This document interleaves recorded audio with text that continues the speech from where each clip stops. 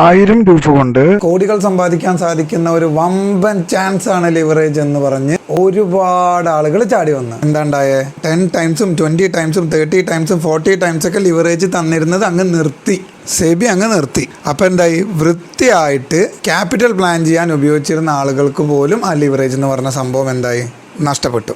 ആ ടീമിലെ കുറേ ആളുകൾ ഇതേ 1000 രൂപ കൊണ്ട് കോടികൾ സമ്പാദിക്കാൻ വേണ്ടിയിട്ട് ഓപ്ഷൻ ബൈയിങ് എന്ന് പറഞ്ഞ് വന്നിട്ടുണ്ട്. ആ കൂട്ടത്തിൽ നിങ്ങളുടെ പ്രിയപ്പെട്ടവരോ നിങ്ങളുടെ സുഹൃത്തുക്കളോ ഉണ്ടെങ്കിൽ പറയുക, കൃത്യമായി പഠിച്ച് മാത്രം ചെയ്യുക എന്ന്. ഇപ്പോൾ നമുക്ക് ഫ്യൂച്ചേഴ്സ് ആൻഡ് ഓപ്ഷൻസിൽ നഷ്ടം ആണ് ഏറ്റവും കൂടുതൽ എന്ന് പറഞ്ഞിട്ട് ഐ അണ്ടർസ്റ്റാൻഡ് എന്ന് പറഞ്ഞ സ്വിച്ച് ഞെക്കിയിട്ട് മാത്രമേ നമ്മൾ ട്രേഡിംഗ് പ്ലാറ്റ്ഫോമിലേക്ക് കയറാൻ പറ്റുന്നുള്ളൂ.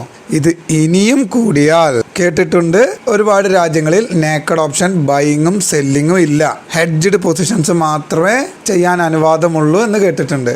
ഇക്കണക്കിന് പോയി കഴിഞ്ഞാൽ നമ്മുടെ സെബിക്ക് ചിലപ്പോൾ അതും നമ്മളുടെ ഇവിടെ കൊണ്ടുവരേണ്ടി വരും. നമുക്കടക്കമുള്ള ഒരുപാട് ആളുകളുടെ ഈ ഒരു അവസരം നഷ്ടപ്പെടാനുള്ള സാധ്യത ഉണ്ട്. അതുകൊണ്ട് എല്ലാവരും ഒന്ന് ശ്രദ്ധിക്കുക, പറയുക, ചാടിപ്പിടിച്ച് വരണ്ട, അല്ലെങ്കിൽ ചാടിപ്പിടിച്ച് ഓപ്ഷൻ ബൈയിങ് ചെയ്യണ്ട, കുറച്ചൊന്ന് പഠിച്ചിട്ട് ചെയ്താൽ മതി എന്ന് പറയാം. അല്ലെങ്കിൽ സ്റ്റോപ്പ് ലോസ് ഇട്ട് ചെയ്യുകയാണെങ്കിലും പറയാം. നല്ലൊരു അവസരമാണ്, ഒരുപാട് ആളുകൾക്ക് രക്ഷപ്പെടാൻ പറ്റുന്ന നല്ലൊരു അവസരമാണ്.